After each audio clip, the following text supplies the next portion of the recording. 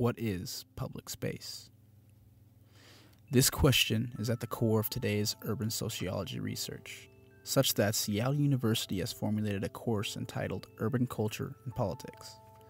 As students in this course, together we have taken on a unique challenge. We have been exploring the notion of public space in Seattle. What does it look like, and how is it being used? For our course, we have been reading histories and theories from sociologists Don Mitchell, Fran Tonkus, Seth Lowe, Susan Bickford, and many more. We have also been reading People and Buildings, Sidewalks and Skylines, in order to broaden our understanding of the collective experience of life in the city. To explore this idea of public space, we focused on Seattle's most historic neighborhood, Pioneer Square. Have you heard of it? It's not home to the Space Needle. It's not where the first Starbucks opened. It's no longer the technological or industrial hub of the Emerald City. But Pioneer Square has undoubtedly been the heart of Seattle since the land became urban space in the mid-1800s. Public space is a reflection and product of the ruling policies in an urban environment. Observing the state of public space in Seattle gives a glimpse into the city's culture, painting a picture of its values and ideals about citizenship, humanity, and social order.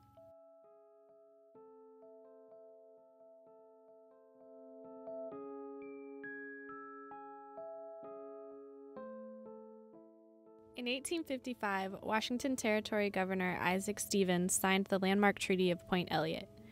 This treaty ceded indigenous land to Anglo-American settlement in exchange for many things, including $150,000, an agreement for dependence on the government of the United States, and a promise to be friendly with all citizens. Pioneer Square began taking shape around 1852 due to a man named Henry Yesler and the construction of his logging mill on the Elliott Bay waterfront. The area was previously home to people known as the Duwamish. This land was the first hint of Seattle as it is now. Areas like downtown, Capitol Hill, Queen Anne, the University District wouldn't be annexed for decades. Cashing in on the area's lumber resources, Yesler's presence transformed the landscape of the area in ways we still see today. To the rest of the country, Seattle during the second half of the 19th century symbolized the wild Northwest, not yet tamed by settlement and brimming with resources for harvesting. As more Anglo settlers migrated to the region, a culture among them was born, one of maritime lifestyle, saloons, and brothels.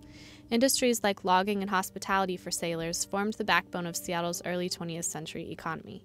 As time went on, more land was annexed to accommodate incoming inhabitants. Rail systems connected the Northwest Territory to the rest of the country. Both world wars stimulated the aerial and naval development industries in the Seattle area. While early Seattle provided hospitality to its newcomers, it forced the displacement of those who had been here for centuries.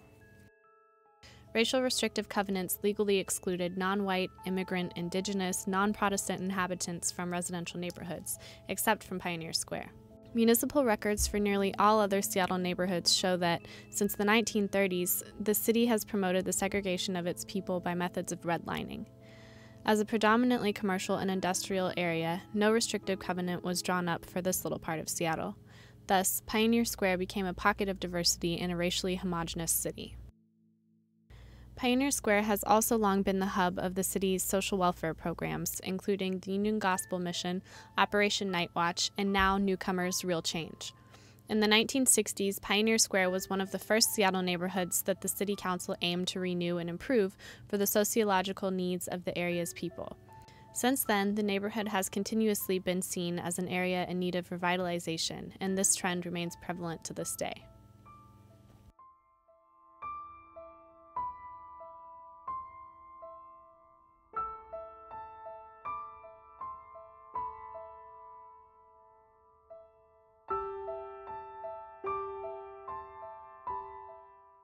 In our society, space is constructed into public and private entities. These are accepted as mutually exclusive domains. What is defined as private space is not accessible by the public. Privatization of public space is becoming increasingly apparent in Seattle. This phenomenon is illustrated by growing commercialization. Spaces that are deemed blighted by the city are then sold to private industry. According to sociologist Seth Lowe, there has been considerable concern about the demise of public space in the United States. Civic spaces are no longer democratic places where all people are embraced and tolerated, but instead centers of commerce and consumption. This culture of commerce and consumption marginalizes individuals who are not perceived as consumers. Spaces that are intended to be inaccessible to the public, like vacant areas, are often reappropriated by people participating in countercultures such as skateboarders. As Fran Tonkus notes, skaters have the knack of taking the blankest spaces, the most mundane features, and making them a stage. Skating, like graffiti, puts into question not only the function of spaces, but their ownership. Claims are made in taking space for one's own use, creating an other space in which subcultural identities are declared and enacted. So, what is public space to you? Public space to me in Pioneer Square should be a wonderful neighborhood for everyone. One that works down here, lives down here, visits down here, shops down here, and like to be a little cleaner, a little more safe, a little more police attention.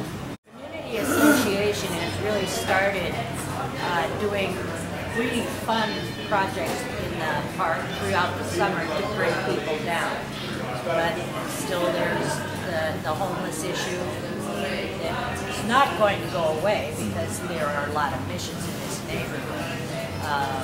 You can't exclude anyone, but it just takes a lot of work to make it comfortable for everyone. Occidental Park, of course, is a major focus.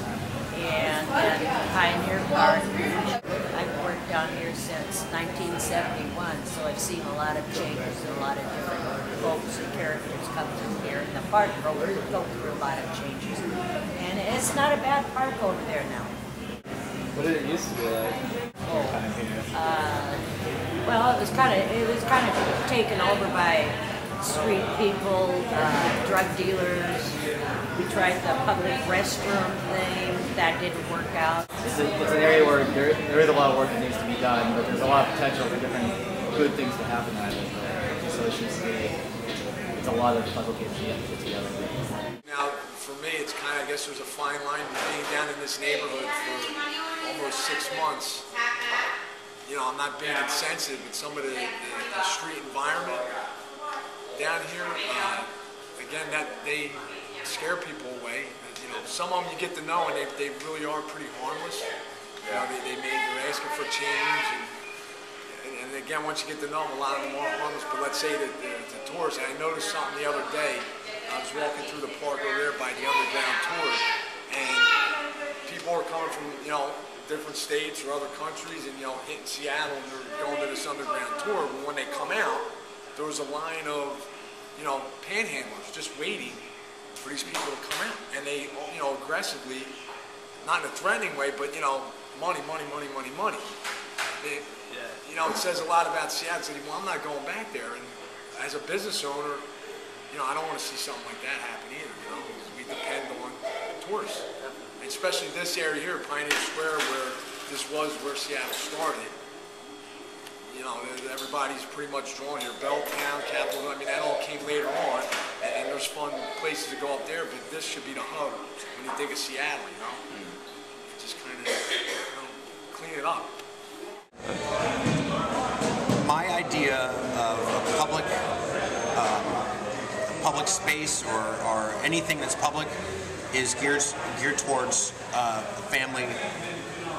Possibility for families to be there, so it needs to be maintained. It needs to be respected for the area that it is. Everyone needs to use public space. When businesses accept people who are low income and homeless as part of the space that they are a part of, then they can, you know, work very well together. You know, area businesses in Pioneer Square have people who are low income and homeless eating at their restaurants, buying things at their stores, and if they are driving those people away, then they're driving away potential customers. Just like if they were to drive me away, I wouldn't use their business anymore. So, you know, when businesses come to accept everyone as part of the community, not just people who can always pay for their services or goods, then we've got something good. I see public space as space that human beings share, particularly in urban environments.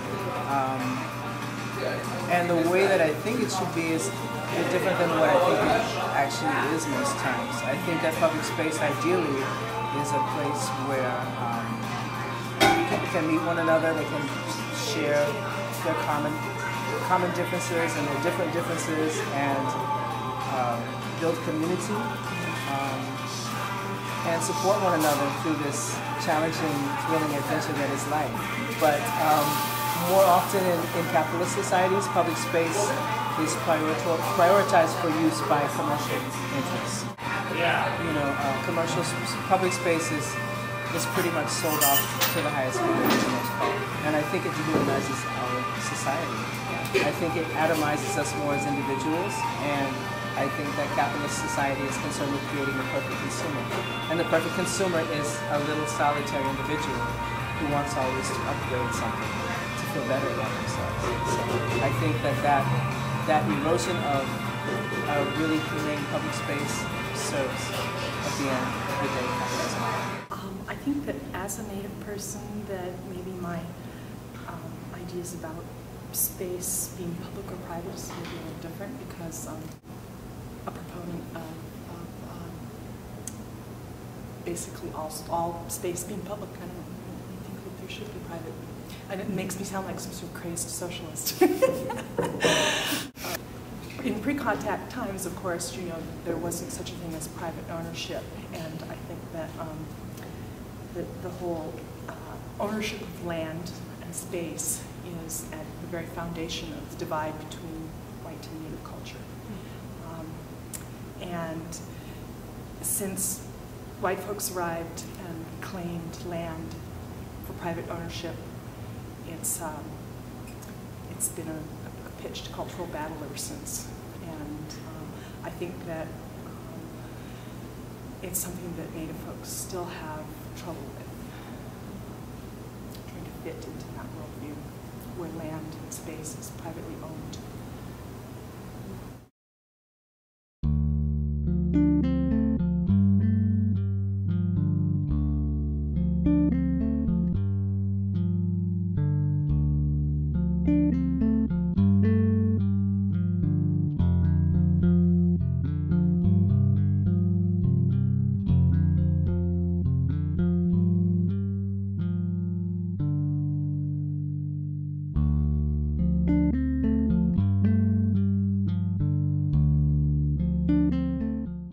From the works of sociologist Don Mitchell and law scholar Jeremy Waldron, our class has learned of a concept known as the right to inhabit.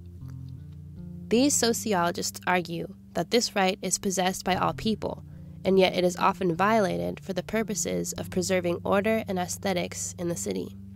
The inaccessibility of public spaces is what violates certain individuals' rights to inhabit. In his 1991 article, Homelessness and the Issue of Freedom, Waldron reflects, "What is emerging, and it is not just a matter of fantasy, is a state of affairs in which 1 million or more citizens have no place to perform elementary human activities like urinating, washing, sleeping, cooking, eating, and standing around. Legislators voted for by people who own private places in which they can do these things are increasingly deciding to make public places available only for activities other than these primal human tasks. Thus, actions like sleeping, eating, and simply hanging out are criminalized. It is expected that such behaviors be done only in the confines of one's own home. However, this expectation assumes that each person has equal access to housing. As a result, this dictates not only what one can do when in public, but also what one perceives as being public."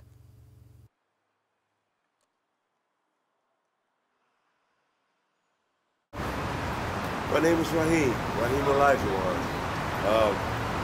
I've been in Seattle, in Seattle since '88.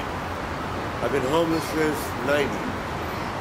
Been in and out of the penitentiary, but that's here nor there.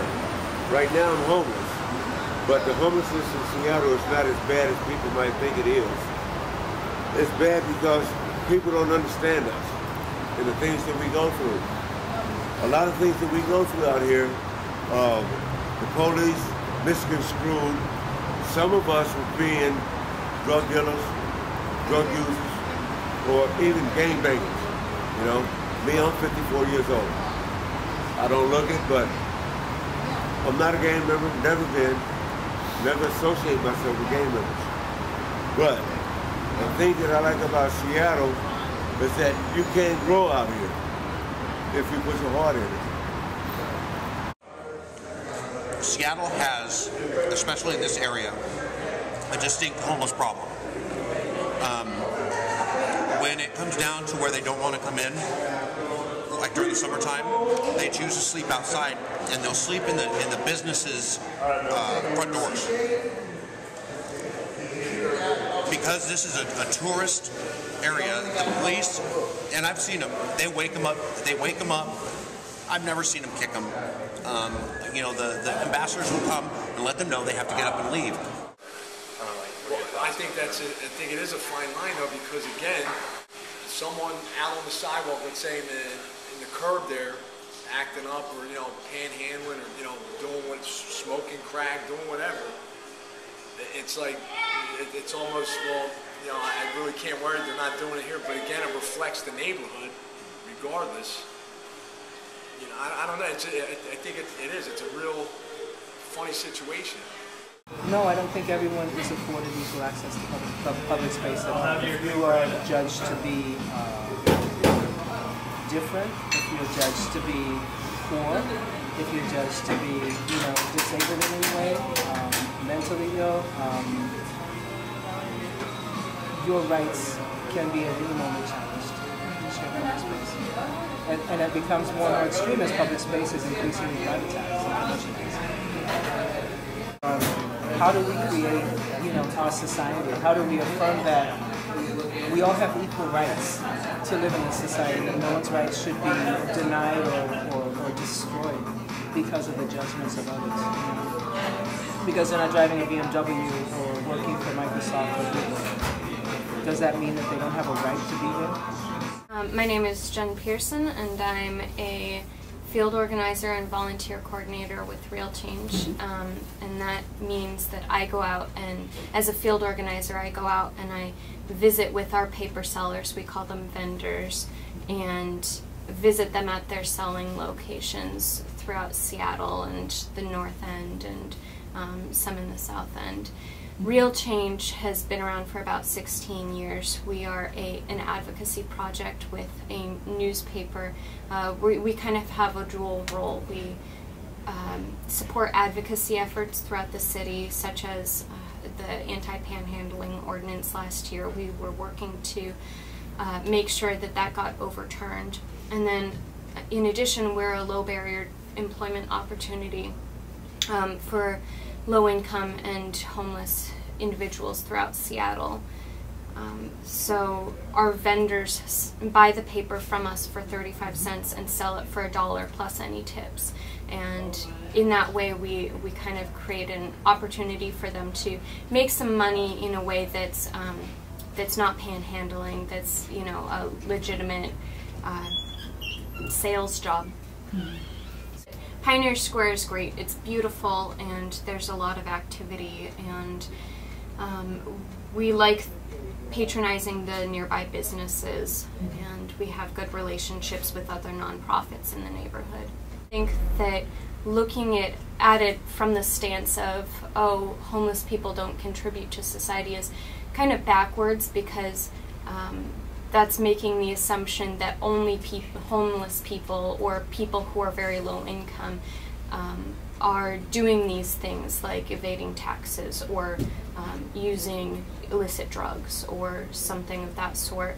These problems span any class, and the reason that people who are homeless and low income get put in the spotlight is because they utilize services that taxpayers feel that they put money into, so therefore they can kind of dictate how these low income and these people who are homeless live their lives. So they get put in public scrutiny more so than someone who is, you know, earning $75,000 a year but neglects their kids. I think that our fears about people who are low income and homeless oftentimes dictate who we see out in the community. These are my as good as you want them to be. That's the real change badge right there. Yeah. Yeah. That's a fine looking badge. Where do you distribute out your sell your papers? In just anywhere around. Anywhere off Central Park here? Yeah, around here. There's a coffee shop over there when the girl's not over there. Yeah. I sell it over there by the coffee shop. Yeah. But anyway, this is a good park. People sit around, you know, and chit chat, talk or whatever. Drink a soda, maybe even a beer. But they know you can't drink beers in these parks because cops will come here on the horses, motorcycles, or either a car and run you out of here. Talk about what you got in that bag. You got a beer in there, you know. You have to. They say, well, I'm gonna let you go today, but I want you to pour that beer out, you know, run you out of here, you know, because we used to have a lot of incidents. This used to be a real bad park. People get murdered up here, found frozen dead the next morning, you know, and you know, it's done improved a lot now. It's not as bad as it once was, you know.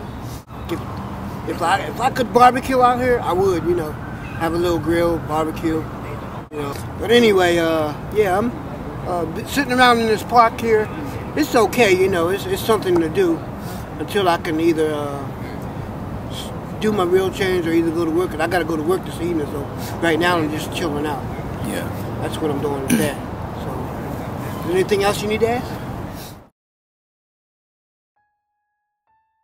I'm living under the 1400 block of Airport Way, under the I-5 bridge. My name is Jean-Claude Rochon, U.S. Navy SEAL Team 5. Do you think that because of your status as a man who served the country, you get special treatment from police? Do you see other friends of yours getting different kind of treatment? No. No. You think that equally? I'm a homeless vet. In other words, I'm a piece of dirt to these cops. The police just came through my camp. They arrested everybody there.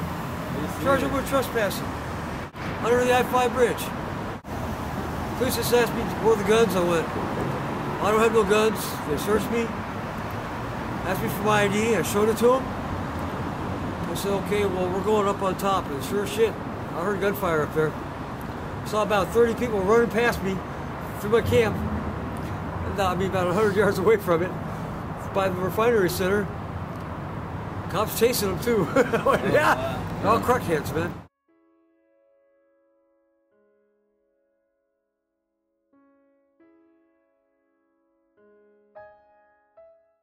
To maintain a city's social order, city council members and voters decide how to ensure the safety of people using public spaces. While these measures for maintaining order create comfort for some residents, they may criminalize the behaviors of others. As part of its strategy for keeping streets safe, the City of Seattle employs methods of policing, volunteer neighborhood patrols, surveillance, and deterrence. Security cameras perch on buildings all throughout Pioneer Square in downtown Seattle. Each camera is an inanimate vigilante, seeing but not actively intervening. Some residents feel safer because of them. Others feel they are being watched without their approval. Panopticism is a concept from the work of Michel Foucault. The concept pertains to the ways in which society imposes control on its individuals to the effect that they internalize norms and thus self-surveil. When walking around, a person might not even notice the cameras individually, but she could still be aware that someone is watching. Prickly space is a term coined by Susan Bickford, which refers to the methods used by cities to deter certain behaviors from occurring in public areas. All over the city, we see evidence of urban planning being used in order to make spaces unwelcoming towards certain behaviors. Divots in concrete and metal bumps on stoops and handrails aim to keep skateboarders off city streets. Anti-loitering benches limit the amount of time and space an individual can use at any one bench. Sprinklers prevent people from resting on public lawns. lighting may also be used in an attempt to discourage drug use or acts of violence from happening in public spaces. And then there is the Seattle Police Department, or SPD. Recently, the SPD has come under public scrutiny for perceived heightened rates of officer misconduct. There have been numerous examples of this depicted in the media.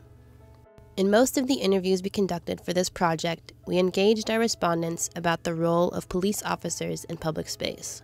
Without our mention of it, many respondents brought up the August 2010 incident during which Seattle police officer Ian Burke shot and killed Seattle resident John T. Williams, a seventh-generation woodcarver and First Nations member. For many reasons, this particular incident has much relevance to the topic of public space.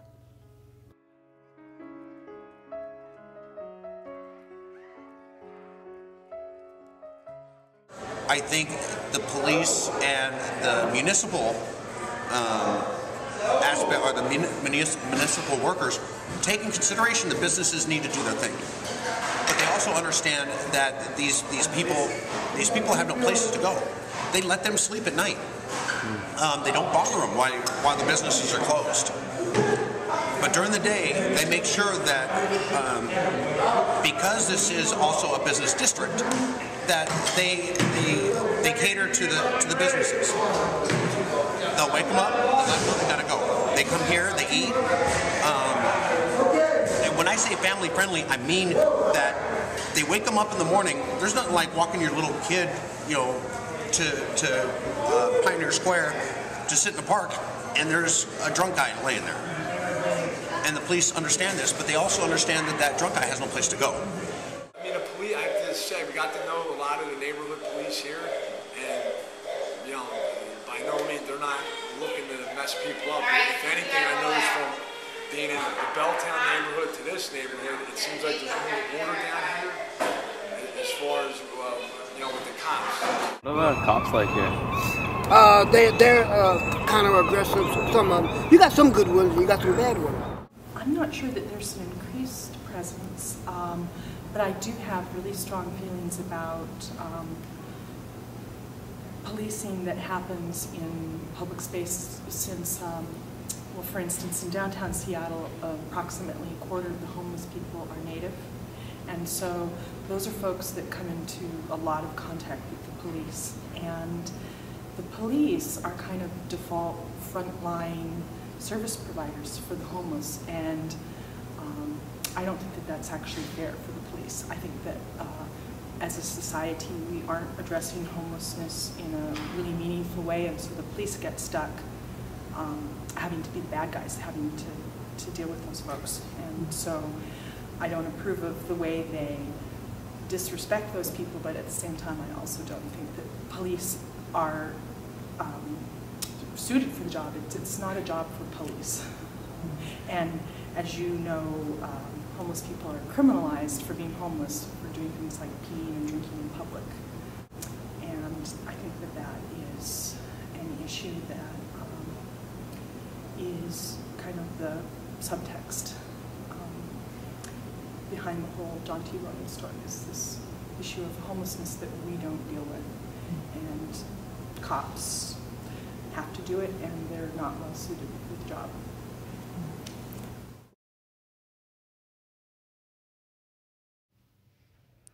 Another component of the public sphere is black space.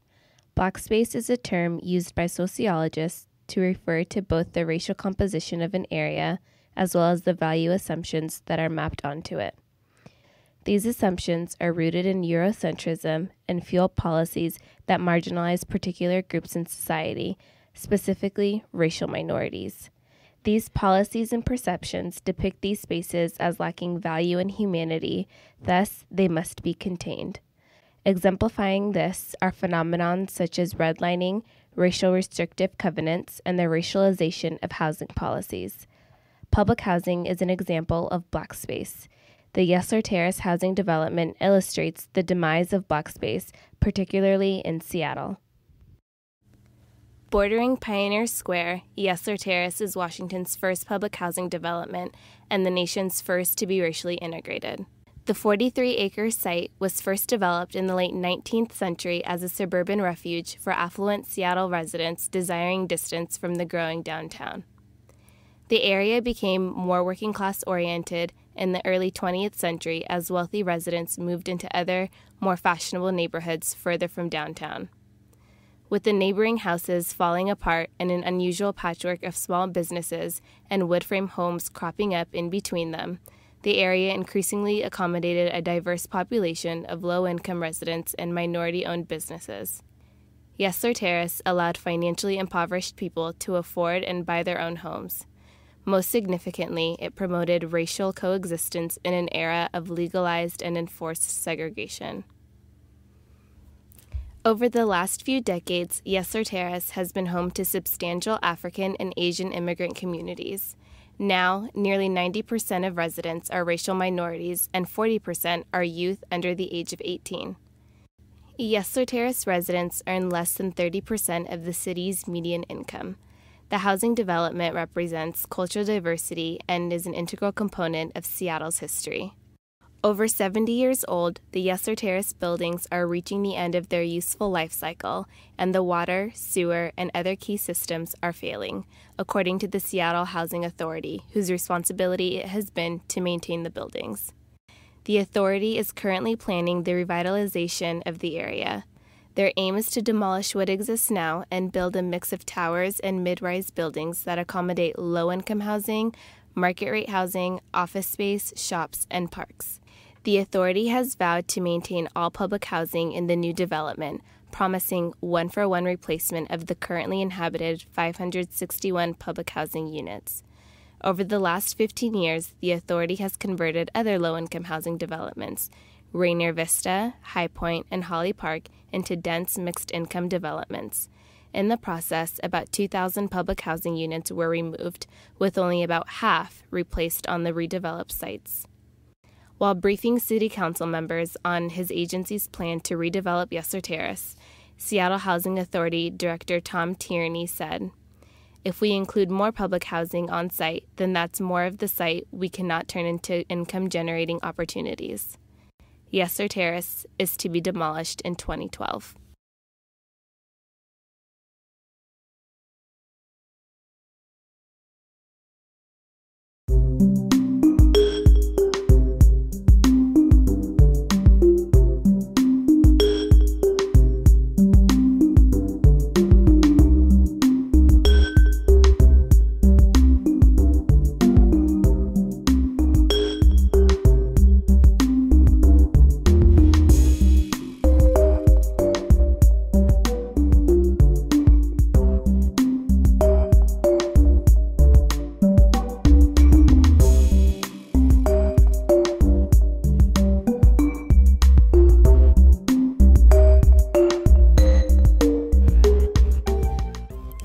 In looking at art in public space, we have focused on graffiti and Native American artwork. Public space is where these forms of art are created, shared, and enables the representation of marginalized groups. Since the early 1960s, Pioneer Square has been home to gallery owners and artists. This community is now the center of the art scene in Seattle. Currently, there are over 19 art galleries in Pioneer Square. Several galleries display Native American artwork. There is even a large installation of a Native American totem pole. Historically, Seattle has used Native American art as the face of the city. Some argue that this is offensive and contradictory. How can this art represent the city when it is restricted from freely existing in public? How can this art represent the city when John T. Williams was recently killed while publicly making art? You know, I think again, the murder of John T. Williams by Seattle police officer Burke this summer brought forward a lot of illumination around that. He wasn't committing any crime. He was walking down the street engaged in a cultural practice that 10 generations of his family before him had engaged in. And the actual testimony from the officer was that it seemed strange that he had a piece of wood in his hand. So right there, his right to be in public space was abrogated by his murder. You know, no one else was threatened by him. This video, you can see people walking by him. He's completely in his own musings, carving on his piece. Many of the public spaces in Pioneer Square have various Native American artworks that are meant to represent the city on land that originally belonged to Native people. So what are your feelings about that? Well, it's kind of the height of irony, isn't it? Especially since, I can't remember exactly which totem pole it is there, but one of those totems was literally stolen from an Alaska village by a group of white, wealthy folks who went up there, found a village where the folks were off at their summer village, or it was winter, one or the other. But in any case, a really significant totem, and they just cut it down and brought it back and gave it to the city.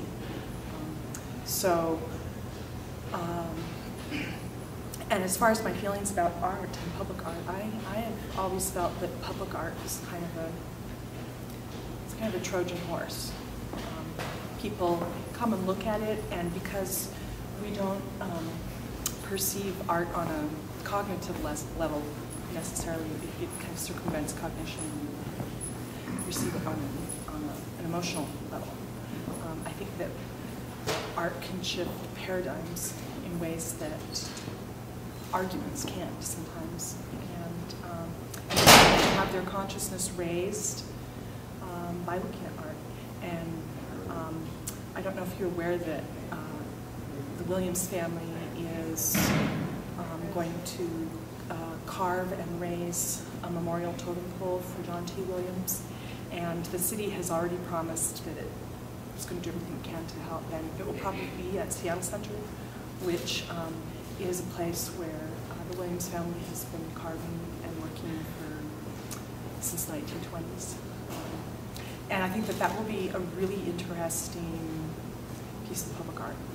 And you're probably also aware that the first public art in Seattle was a totem pole. Well, I don't understand public space, how you all see it within their rules. But to be full-blood like me, I don't need it. A piece of paper saying that I'm allowed to carve out there. We were taught wherever I go and wherever I see, it's Indian land. I'm going to go out there and tell a story. Or if I'm a painter, I do the same thing. That Pioneer Square, Waterfront Park, Steinberg Park, Seattle Center, Capitol Hill, we've been there. I can say for the last 50 years, seeing carvers come and go, and that they want to control something they can't do, but they can tell me, right on, you had a thought. Are you done?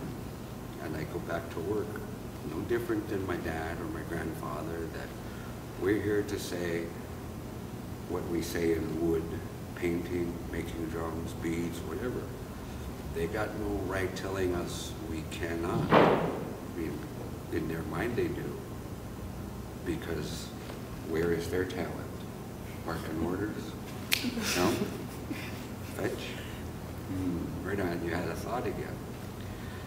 Being 7th generation wood carver, I've seen just about 60 families come and go in 40 years that tried making as an artist. If it wasn't the law, it was some company demanding that you got no right doing this here. You're taking money from us. Right on. What has that got to do with what I'm carving? I'm keeping heritage alive. You want to take that from me because you have a company, you dress really nice? You're going to judge me? Other artists out there?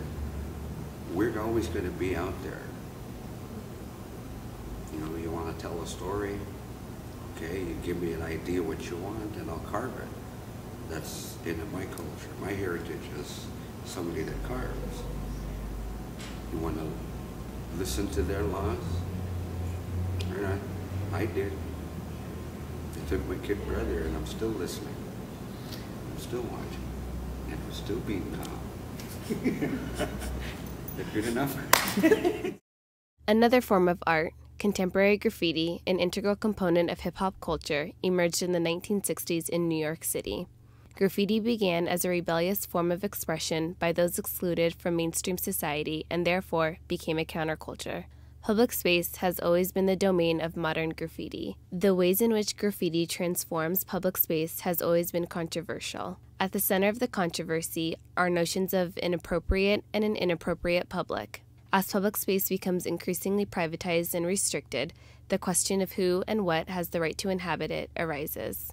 The city of Seattle, although acknowledging that graffiti comes in various forms and styles, has characterized it as a form of vandalism. As such, it is imperative that graffiti is removed promptly from all surfaces, according to the city. In 2009, Seattle Public Utilities spent about $1 million for graffiti enforcement, removal, education, and outreach. On the contrary, commissioned art, including graffiti, has been popularized from murals to art gallery pieces, although it is not readily accepted as artwork. The refusal of allowing graffiti to paint any part of public space, yet selectively commissioning it, creates a paradox. Whether graffiti is art or vandalism, creative or criminal, it adds to the visual dialogue of the city. Largely unmotivated by monetary incentives, both graffiti and Native American art provide a public presence to those unrepresented in society.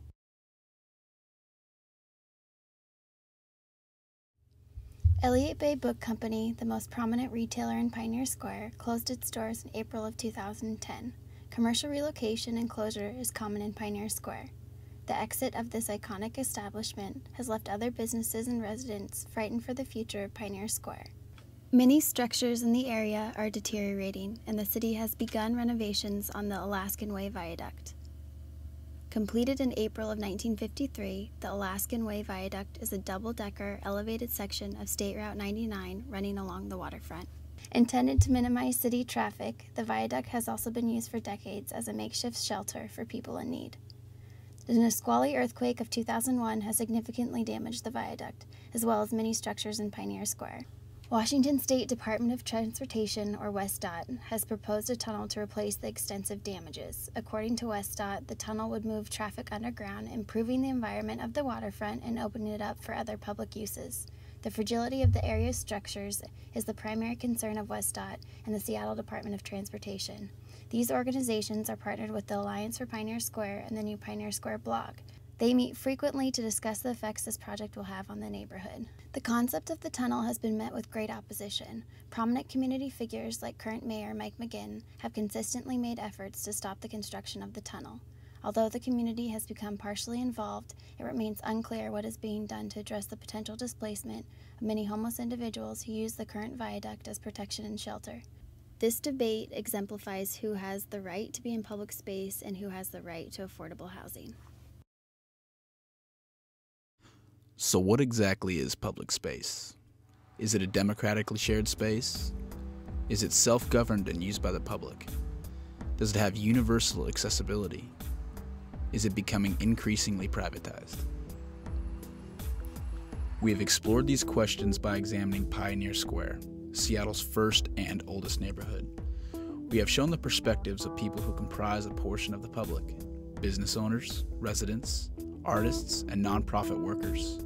We have heard their varying definitions of public space and how this space impacts their lives on a daily basis.